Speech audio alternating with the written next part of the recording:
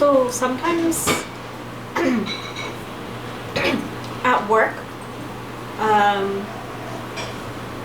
if you don't always, I've seen myself not always like all the people I work with sometimes, because I feel that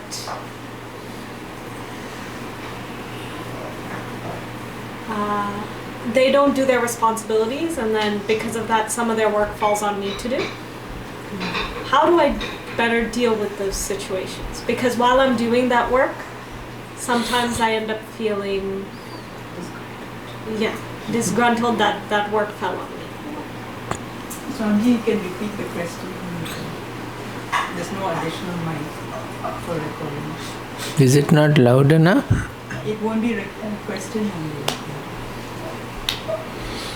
She's saying that she doesn't like all the people she's working with, because some of the people, they don't do their work and their work fall on her. But is it the only point of not liking them, or even if they do their work also, there are some you do not like? Is it only because you have to do their work that you don't like them? No, it's because of the fact that somehow they escape the responsibility.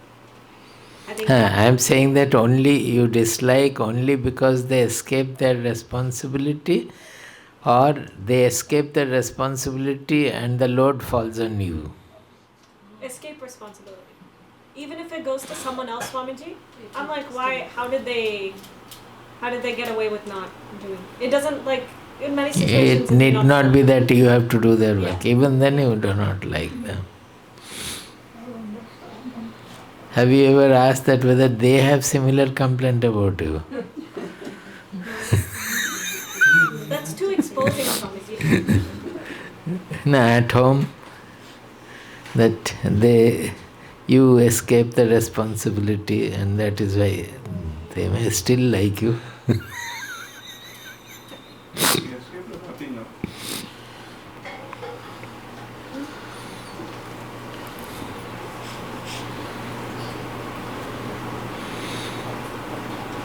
Yeah, first of all, you cannot expect everybody should fulfill your expectations. They have their responsibility, they are fulfilling it in their own manner. It may not be to your satisfaction, unless you are the leader. There it is your work they are doing. In that case, you have the responsibility. Otherwise, anybody shirking their responsibility, should you get develop dislike for them. That is one point. How do you perform best means, that question comes only when it falls on you, is it not?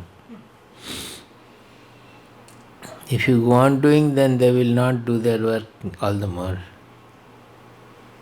If you do their work always, then they will further escape their work because Hansika is doing our work.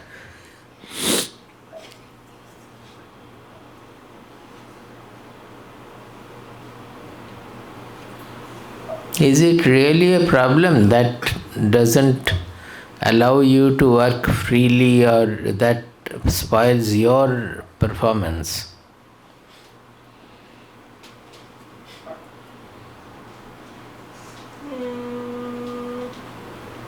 No, I don't think it impacts your performance. It's not. But I do get frustrated while doing the task. That means it will affect your performance. If you get frustrated, then it will affect your performance, will it not? No, I probably do it slightly slower, but it's not really a... If everybody is working enthusiastically around, that will encourage and allow you to perform better. That's reality. No, but if also you're not liking the people you work with, then that whole environment also becomes not very pleasant to work with. You have that kind of But if it is, suppose I don't like the people who are escaping their responsibility, then in any company or any institution you will not be happy. Because this is a common situation everywhere. 10% or maybe less than that will work more than others, and 20% will not do anything. The average workers will be about 50% or so. Everywhere it is like that. Even in student life also it is like that, only you are not coming to know that they are not studying.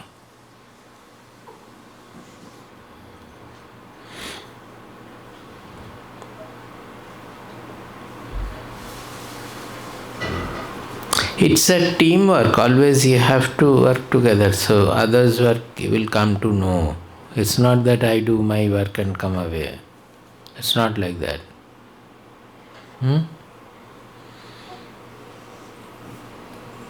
Swamiji, even though it's teamwork sometimes though, in the end, if you're just the supporting person, you don't get the acknowledgement. So at the end of the year, did you work on this project? You won't be considered to have worked on the project sometimes. So even if you provide support or help debug something or something like that, unless you're the person working on the project, you will not be known. Which will impact your performance ratings and things like that. Is it? Yeah. Because you spend time doing something, but you don't get the recognition that you have done something worthy of that time. Is it accounted for so much? Suppose when I was working for PhD in the research, I have helped 2-3 people to work for their PhD, because they would not have that, I won't say intelligence, but all are not fit for research so much. So they would spend with the problem but not coming anywhere, things are not working out. So naturally, will they not come to the colleague also to that this is where I am stuck? So if you are sincere, then when somebody comes with a problem, automatically you will get involved in that. And you will end up solving their problems often. That is how in a group who are working in the research station particularly. Yesterday who was saying the similar thing?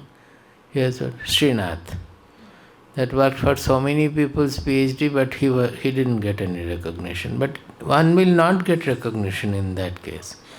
If he is fully working for a project, in the publication the joint name may come. Otherwise, nobody will ever know that you have done. Similarly, will it not have when we are working together in a project, in a service also, not studying but research also. It is like research in any project also, it is like that.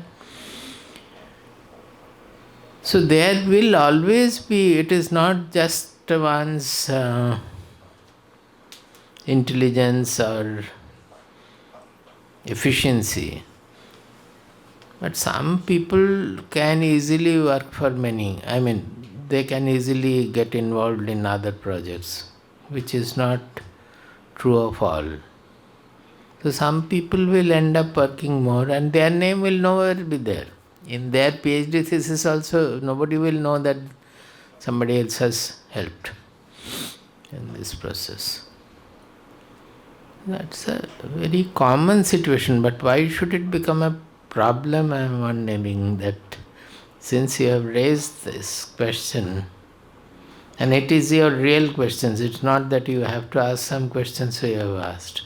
Is it? Yes, Swamiji. Just because some question you have to... Not like that. It's not... I think more so, at least for me, luckily I haven't had this situation yet where some big projects end up falling on me to pick up after. But it has for some of my teammates. And then when I see that type of situation, I feel it's unfair. how does someone, and it's not just like the person doesn't do it, but also when a bunch of people joined my team, we had to spend time with training. And training takes half your day.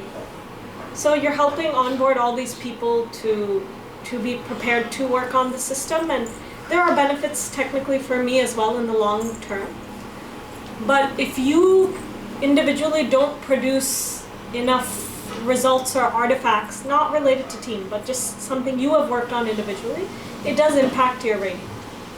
You can be put on, at the end of the year, if you don't do as much as you have the previous year, something like that, it can impact your rating. The rating is causing the problem. Yeah. In our case, whatever we know of that rating was not important. It is on a more, it's just on human basis. Nobody will, such kind of formal rating was not there. So now Even in factory also, some people were ending up working much more than others. Factory, office, in bank I have found that some are working 10 times the others also. But no rating is, normally people will know that this person is very efficient, that person is not so efficient. They will come to know. But you have to have a rating on the basis of whatever output you have given. If it is that kind of a formal setup, it makes people more selfish. No? If you are spending your time helping, if that time spent... See, in helping means he will not help leaving your job. No, but what she's saying is, whatever time she's spending is on things which will not ultimately come to her output. So it would not help her in her performance reviews. So is it That review, that formal review is causing problem. Otherwise, it's very natural that the colleagues will help each other and all together. That gives lot of joy also. Working for, whether it is your project or others' project, it increases your knowledge also when you are helping some others, and it gives lot of joy. The problem is not in the behavioral problem, is with the rating, that your performance is judged on some very categorized formal way. That will make us selfish. This kind of rating will it not make us selfish, that when somebody is, normally you would have responded to whatever the other person is saying, and you will get involved in it, and to some extent, and it's a joy to work together also, not that this is my work and this is your work. What Srinath was saying, that is another, that there it was a sort of a deprivation, because he has worked for, suppose, another 3 persons PhD work, but his name was not published in their papers. Normally, if you are contributing to a large extent, either you will be acknowledged or your name will be there. That is the way generally in a research it is acknowledged. You cannot expect that in a team everything will be done by you. It's a teamwork. So whatever your output is, there also others' name will come, and your name will come in others' work also. It's a teamwork. Is the performance judged so categorically, separately? At least from what I know, Swamiji. At least from what I know. In your institution at least. Even those things, they won't tell us, Swamiji. You just hear through the grapevine. So your manager won't directly tell you. Those are things they can't tell us. So you got lesser grade point. No. But this year, end of this year, we'll see. It's possible. But there will be credit for guiding people, right? It's not just about your technical knowledge. Maybe. And that's the... She's hearing otherwise. I think you have to see, why don't you take a more liberal attitude and get a bad grade point if it happens. That's, you risk your grade point and take a more liberal attitude at least for 1 year. Every year it is judged. What will happen? You will get a little less promotion, or you, They can let you go, Swamiji. you will go. No. Go somewhere where there's no. You will tell the superior that I have helped these people. Because the team's a nice team, Swamiji. In that case, why don't you take a more liberal attitude? Why should you, under the crutch of this formal rating system, why should you become selfish and lose your joy of work? It is always a joy to work together, not that what I will benefit me or not benefit me. Why should you think of all these things? Whatever comes, we will do together, we will have together like that. But Swamiji, even if we have this attitude, if the people we work with, they will also develop to some extent. If you have, they will. Our shloka is there, na sammadadhyam sam. You have heard that Vedic. It's a very important hymn, Vedic, Rig Vedic hymn. It is called, what is the name of the, that working together is the name. The name is not coming to. Sangachadhyam sambadadhvam sambo manamsi janadam. Like that it starts. Sangachadhvam. We will go together. Sambadadhvam. We will speak together. Sambo manamsi janatam. We will all think with the same mind.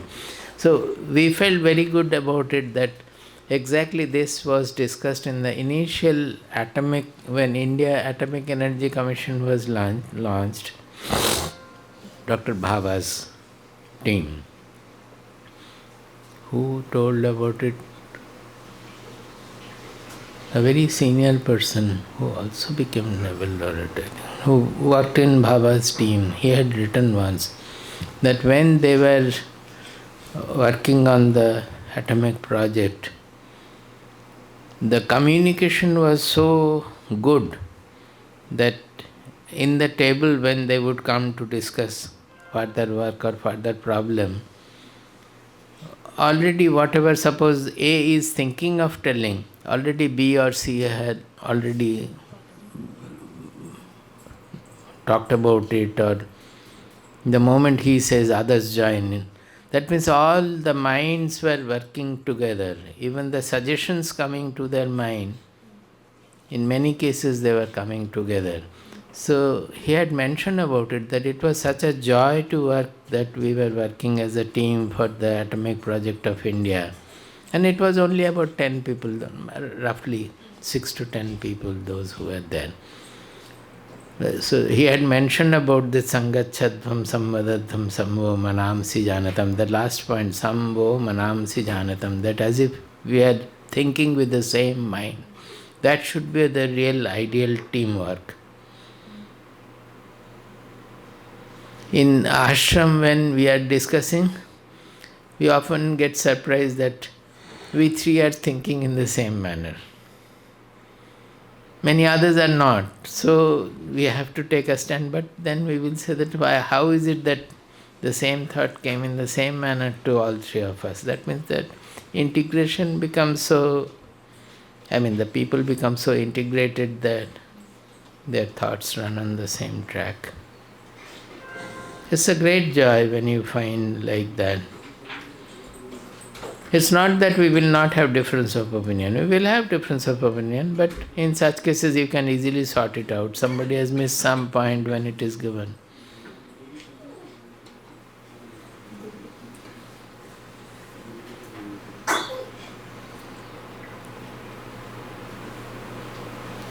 Suppose somebody has to be helped.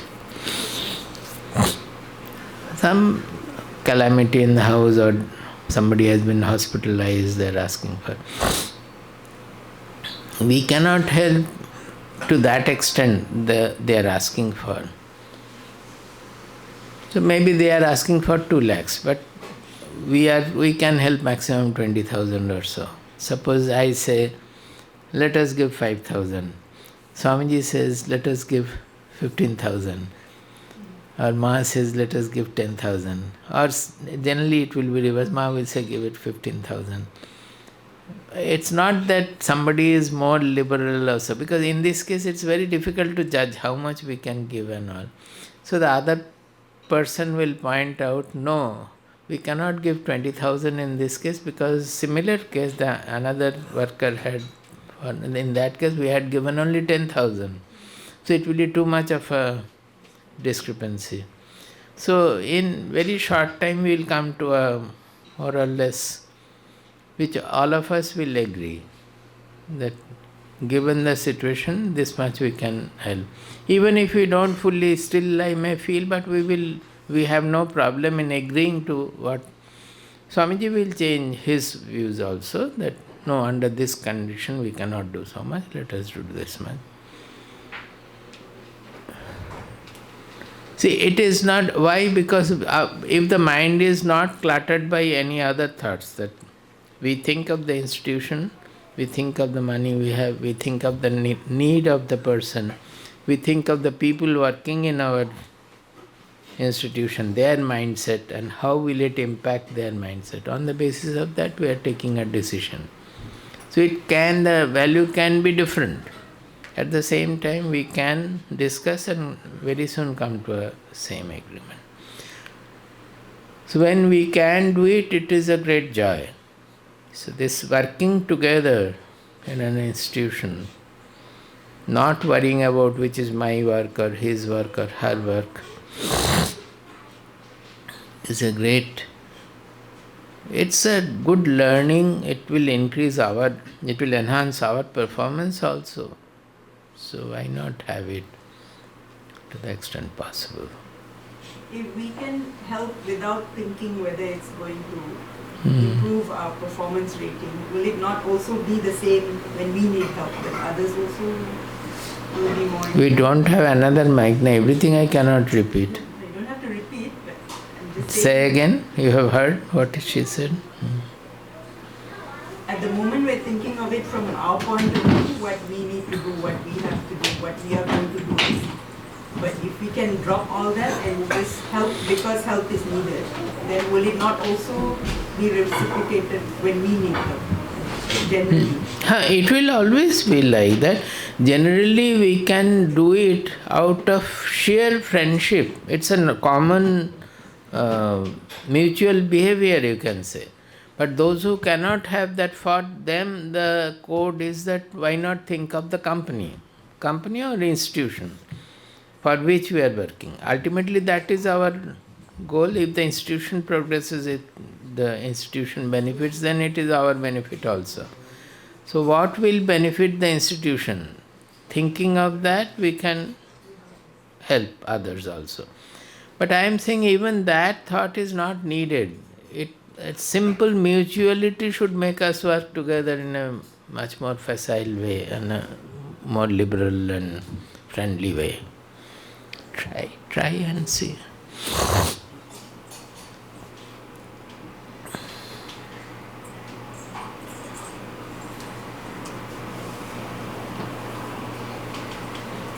Swamiji.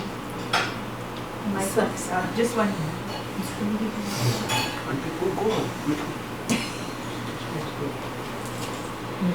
You have to carry the cable also. It should not be pulled here. Swamiji, sometimes I am thinking about who am I, and then what purpose I came to this world. Thinking that what are you doing? Are you going to commit suicide, that I have nothing to do in this world? Who am I, and then why I am coming here, this world?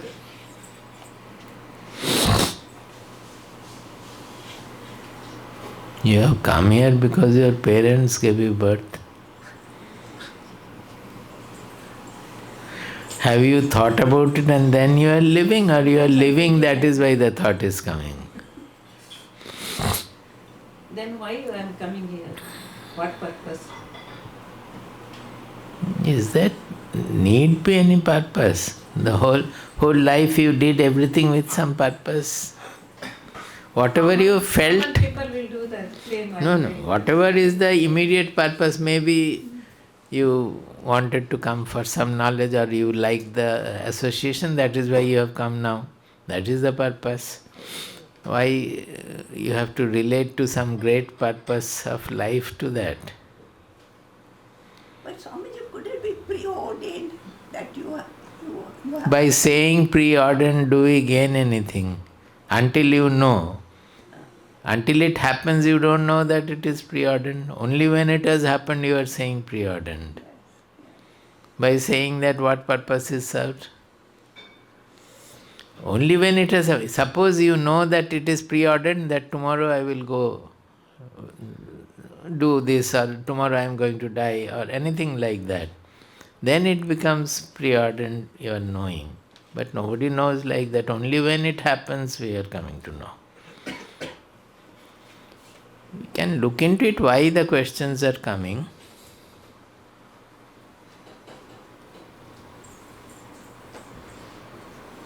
There is no purpose in the whole world. If the earth starts asking the question, why am I going around the sun? Okay, you stop for a few seconds. What will happen? If the earth becomes a little lethargic, that, oh, I am tired of running, I did not have even half a second rest in millions of years. It doesn't think, no? That is why we are all living. Earth goes around and everything goes in order. The whole order would have got completely pulverized, devastated if the earth had developed thinking that, why should I go around like this? Let me stop and for a half a second at least take rest. The whole, everything in nature, the plants are growing. They don't think. Every moment they are growing. The flowers, the last evening, whatever you saw, morning, they are blossoming. And they are going to wither also. Many of the flowers are withering as soon as the sun rises, or at the end of the day. If the flower thinks that, what is the point, so many flowers are blossoming and by evening we are falling off. Is it the preordained that the people will take the flowers and offer at the gods, use them for puja? No, the flowers do not know.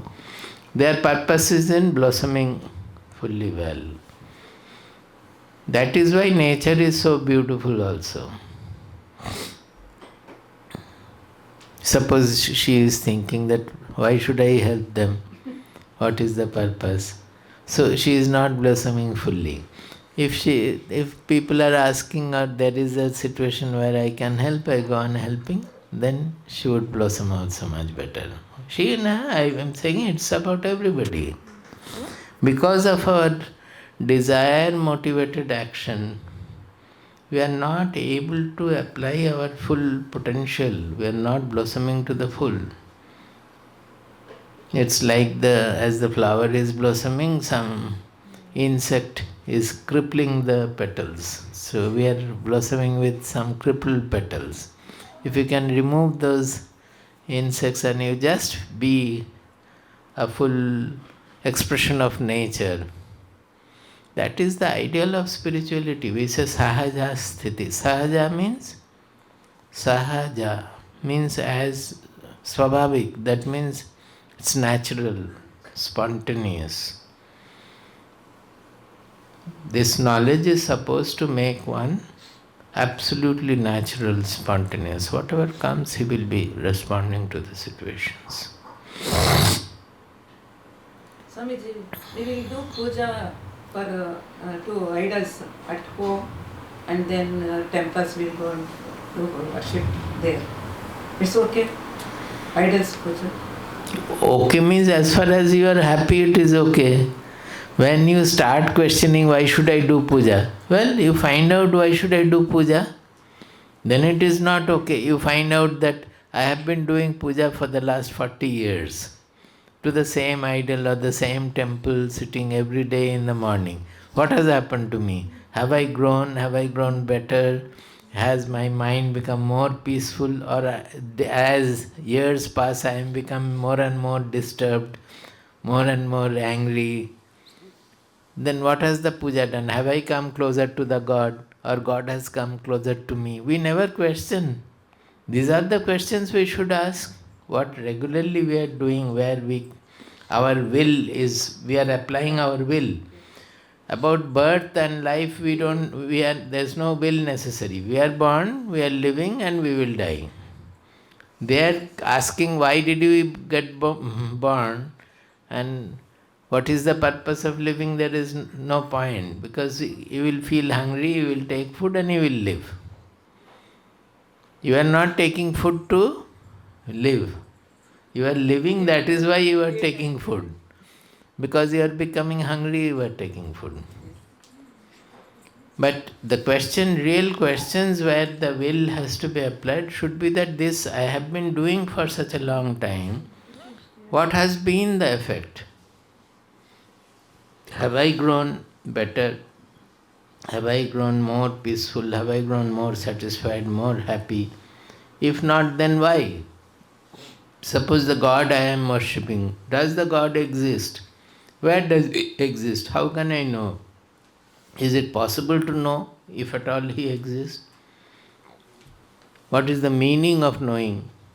Or what is the meaning of God realization then? Will we always be worshipping an idol, or we will know what the idol represents? Shall we enquire into it? All these questions should ask, no? Then only a person will become spiritual or inquiring. But people are happy doing whatever they are doing. Gatanugatikata is the... Gatanugatikata means the moving in the same manner, never questioning what we are doing.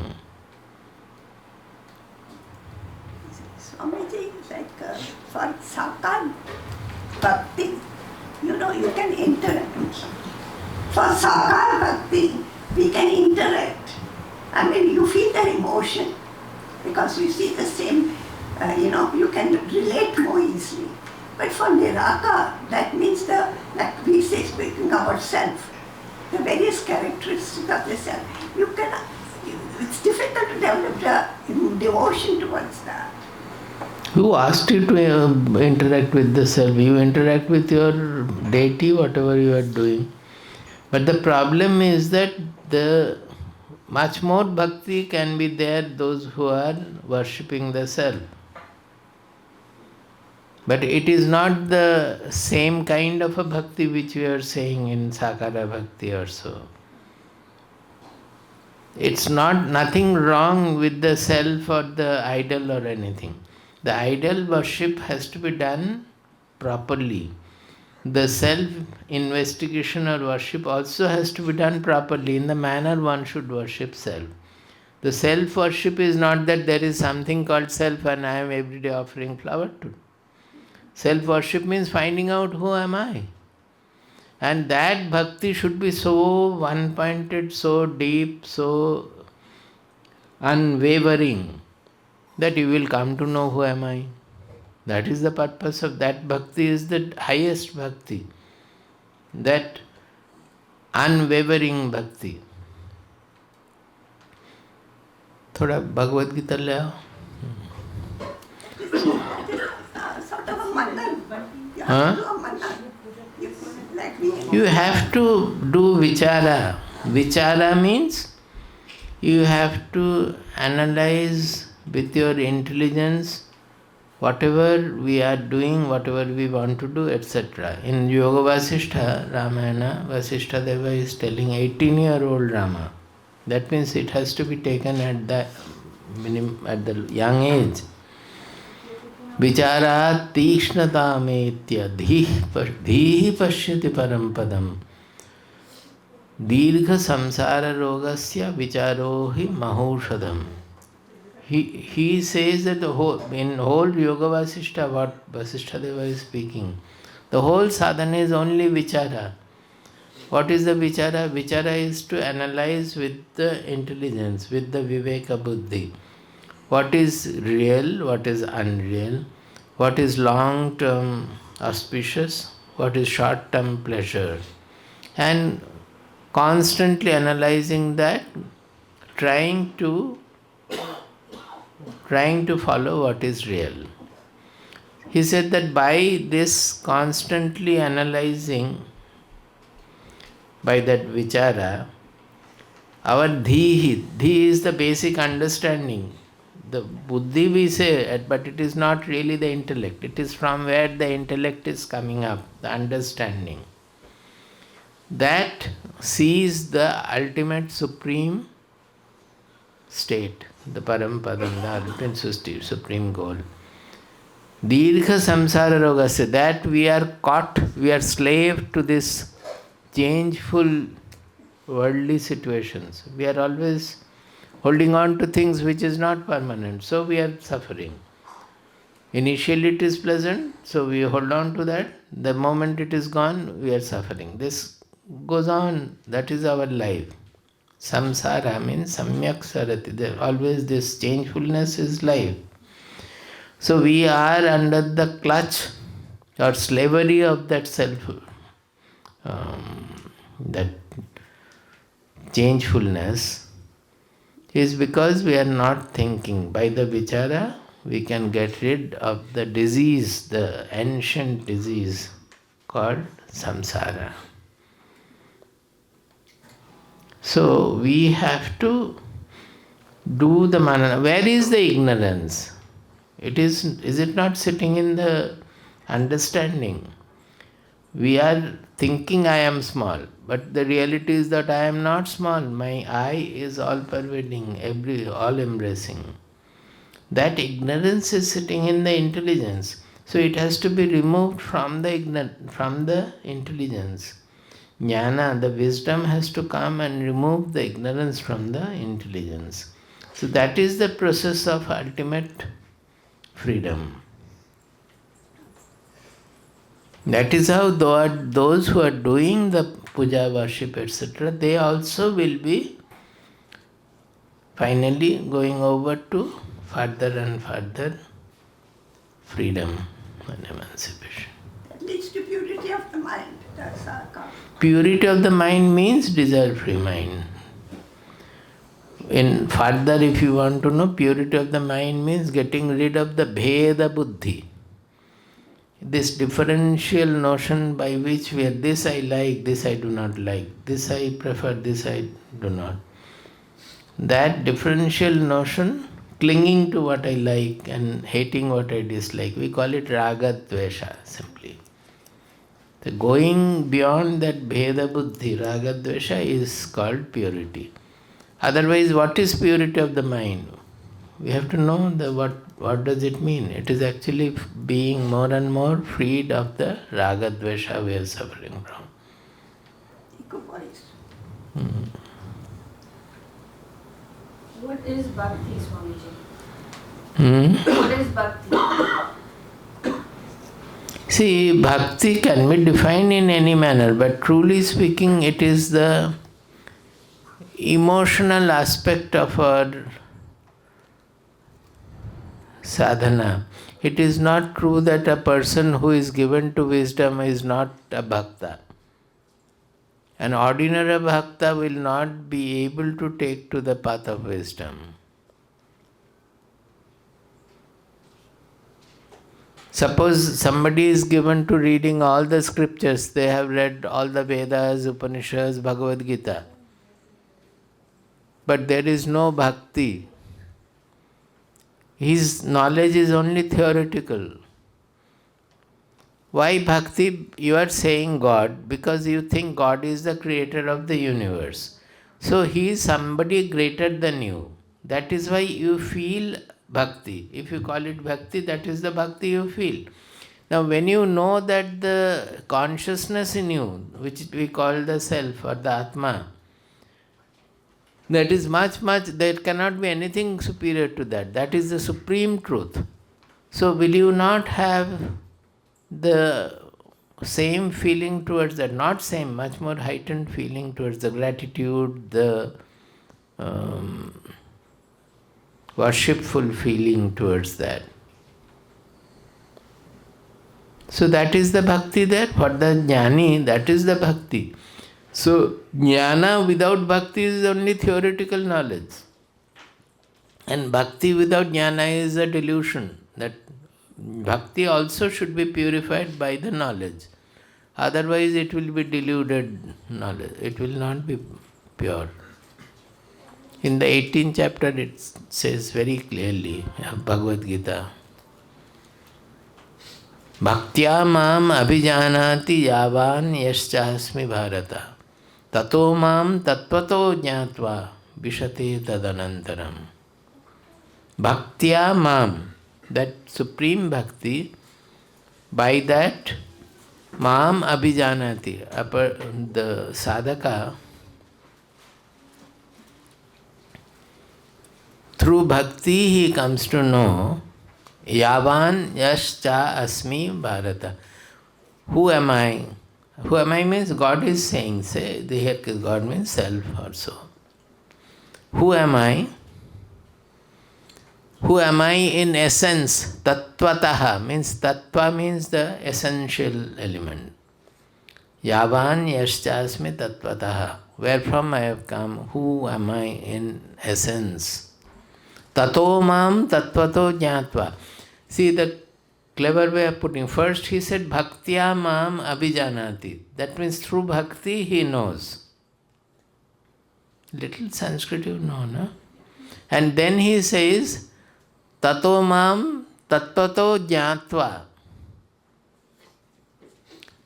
Yavan yascha asmi tattvataha. Tato mam tattvato jnatva. Bhakti के द्वारा ज्ञान प्राप्ति हुआ और ज्ञान के द्वारा भक्ति प्राप्ति हो रहा है. दोनों, there is no difference between the two. The two are together, complementary. The bhakti will lead to the real jnana, and the jnana, real jnana will lead to the real bhakti, the shuddha bhakti. So the scriptures will tell us that the shuddha bhakti, bhakti is Strilinga, so they call it shuddha bhakti, and shuddha jnana, the pure knowledge, the real knowledge, the two are not different. The jnana without bhakti is just a theoretical knowledge of the Vedas. He knows the mantras and all. The knowledge of his self is not there. Similarly, bhakti without the knowledge will not have the true freedom of bhakti. He will be slave to his own preference, prejudice and all.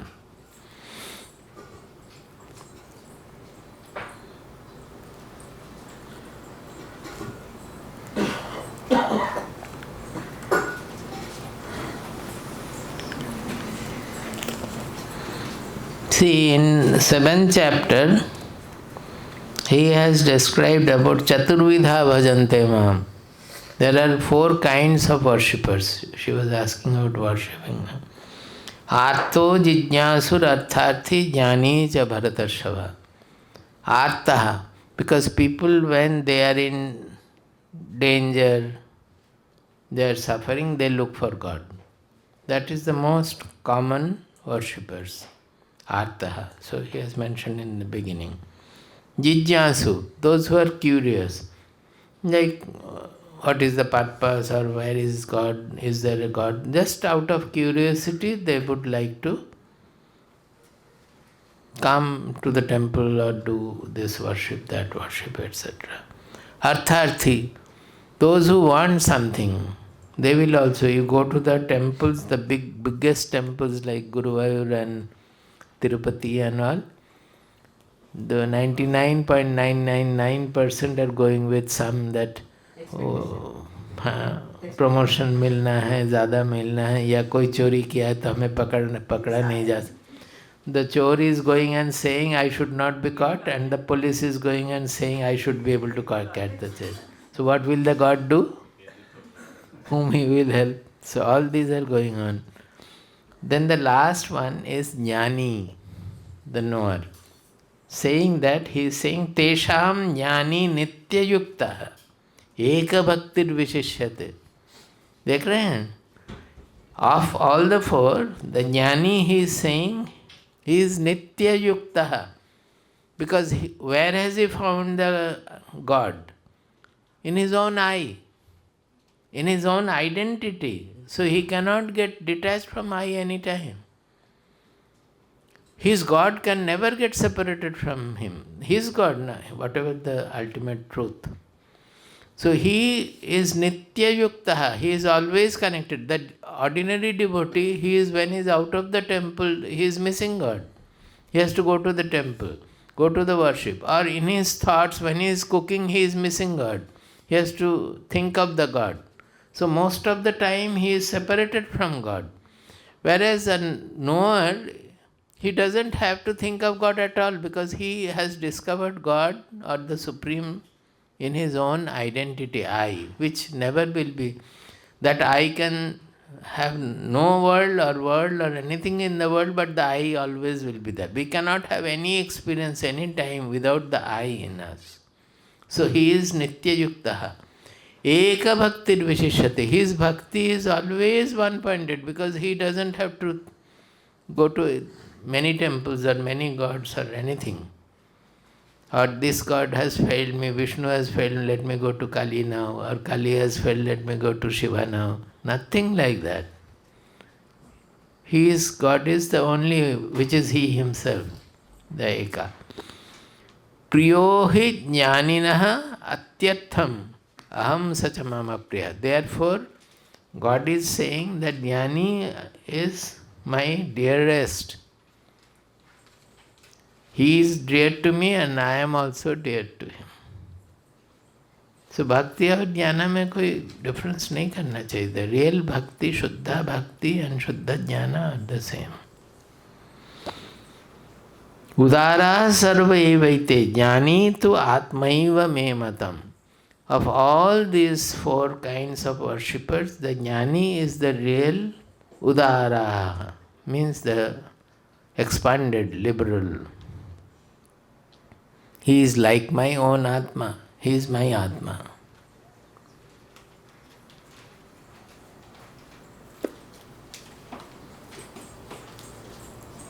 What is Shuddha Bhakti then? Shuddha Bhakti. Shuddha Bhakti means when the differential notion is not there. This is God and this is not God. Our God is somewhere and these are all not God. But actually, whatever we call God or the consciousness or Atma or Brahman, the world is an appearance in that. There is nothing other than He is all pervading. And even the religions also say God is all pervading. So Shuddha Bhakti, everything is an expression of God. They will not differentiate between Hansika and Guru Vairappan. Everywhere is whatever they are worshipping. Not Hansika, all. What is the true nature of God? Generally, we associate God with all extreme of good qualities and everything, and that is all bad qualities also extreme. That is where I think where from the bad qualities have come. It is, everything is included there. Whatever we are seeing, everything has got the duality, this side and that side. That is why finally they said, Yan neti neti vachanair avochuhu. Yan neti neti vachanair avochuhu. Na? What is that shloka? Last one.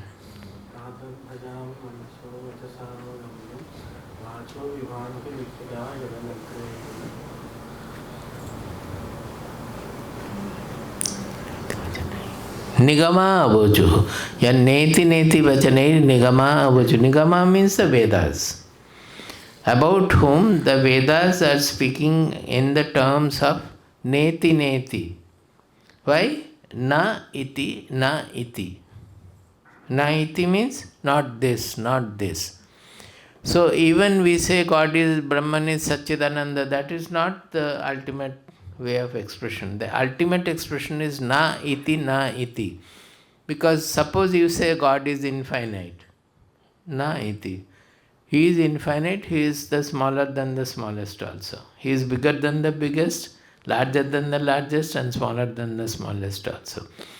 If you say God is all the good qualities, no, he is the bad qualities also. Everything is God. So, good qualities, na iti. It is not that. Bad qualities, na iti. Oh, he is formed. No, he is formless also. He is formless. No, he is formed also. What from the forms have come? It's beyond, it is transcendental is the correct expression. That it is beyond form and formless. It is beyond guna and nirguna, everything. Initially, because we are caught by the gunas of the different forms and all, we will call it nirguna. Once we have gone to the nirguna, then we will understand that it is neither nirguna nor saguna, it is both. It is beyond nirguna and saguna. So it is transcendental is the general correct expression. Anything you say, in scientific term, whenever you say, yes, this is God, means it is a concept of your mind. What are you saying that this is the ultimate truth, this is Atma, or this is Brahman? That means in your mind you have some concept which you are saying this is Brahman, infinite or whatever you may say. So it is a concept of the mind. But the truth is not concept of the mind. Truth is that which is revealing the concept of the mind, which is I. Swamiji, when it transcends all qualities or good qualities and bad qualities, why is it we are always associating anything auspicious alone with God? Because we are caught by the bad qualities, and when we are under the clutch of the bad qualities. So to get over the slavery of the bad qualities, we have to cultivate the good qualities, auspicious qualities. After we have cultivated all the good qualities, then like Hansika, they will start hating those who are having bad qualities. Those who are escaping work. After you become a hard worker, you will start disliking the escapists. Swamiji, I have lots of qualities still to learn. Huh? I have lots of good qualities still to learn. No, that is okay, but when we become virtuous, actually, we start hating the vices. But the real virtue is going beyond virtue and vices. Always you have to transcend. But before becoming virtuous, if you say that no, the God is ultimate, it is transcendental. So why should I be freed of the vices? Or why should I go for the virtues? That you are saying because you are under the clutch of the vices. You cannot become virtuous. But once you have eliminated the vices and become virtuous, then the next will be not to hate those who are having vices. Getting beyond the dvesha feeling. That's what Hansika Oh, that Bhagavata shloka, what is that?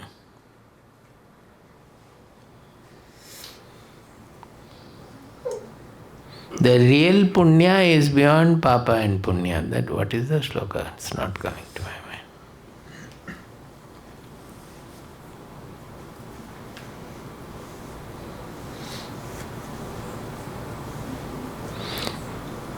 Bandho hi vasana bandho mokshasya vasanakshaya vasanam tam parityajya mokshatitvam abhityaja. Not that one.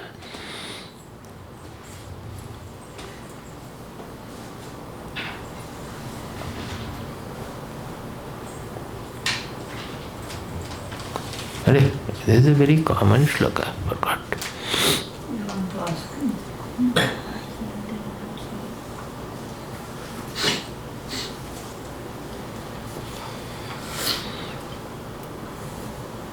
So anything in this path is first to get over by which we are bound. We are generally bound by the lower tendencies, the inferior things. Once we have got rid of that bondage, we become virtuous. But then in our mind, the tolerance towards those who are not virtuous or those who have the vices, we will be intolerant about it. So the next stage will be to get over that intolerance also. Raga Dvesha.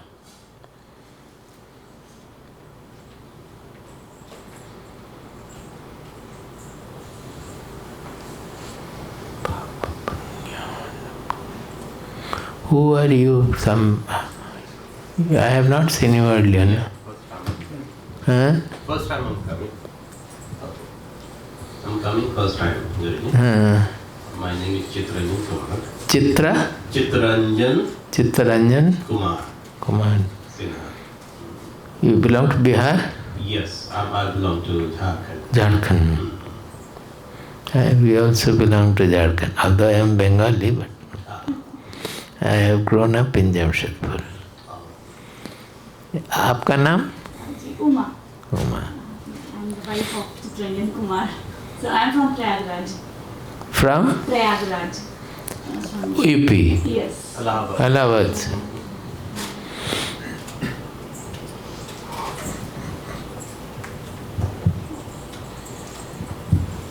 Swamiji, what is Papa Punya? What is Punya? What is Papa? See, there can be various, in Purana you will get all papas are described. But for a thinking person, papa is whatever constricts your mind, whatever make you small, whatever separates you from others, that is whatever strengthens your selfishness, distinct identity. Constriction, you understand? We are always suffering from constrictions of the mind. That even if it is, suppose somebody else's quality, somebody has very good quality, we cannot liberally appreciate that. Is it not? If it is my son, we will overemphasize. But if it is other son or somebody else, then we are not able to even appreciate. These are the constrictions, our poverty of our mind, daridra, constrictions of the mind. So, papa means whatever constricts our mind. Suppose you have enough money and you are leaving it all for your son, not giving it to brothers' sons or others who are very poor. Who are poor. Actually, they should be supported. Maybe they have not looked up. Many things could be there. We may cite so many excuses for not doing it, but the fact is that we are not liberal enough to divide it amongst even our close people. Forget about giving to the society. That question also will be coming. That everything you are giving to your children but not spending anything for the society. These are all constrictions of different level. So they are called papas. Suppose a person has come as your guest. We should give for food also, hungry person has come, we should give him food. If you don't give, it is called papa. Why? Because it is a constriction of the mind. It is making us small. I have rice, but I am not giving. I am only constricted mind, chota man. And punya means whatever expands your mind. Suppose why the earlier days punya for the kings were to make ponds and making various things for the people to relieve their pain, relieve their strain and all that. Making dharmashala and all, feeding arrangement. That in north you will find so many satras, dharmashalas, donation. They are called punya because it expands your mind, that you are not spending your wealth only for yourself, but you are sharing it with others.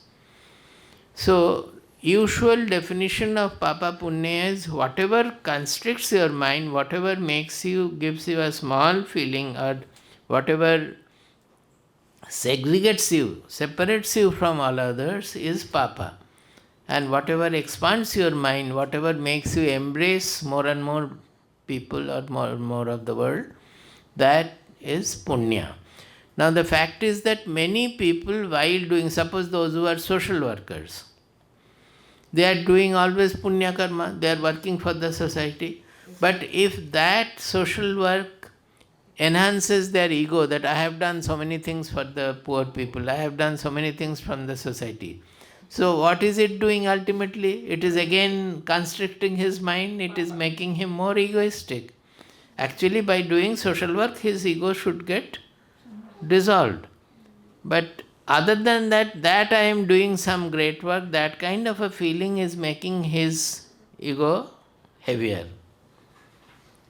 He is becoming constricted. So that punya work also becoming papa? Yeah, turn into papa. So the real punya is this, you have to get over the transcend that punya also. To get over the selfishness.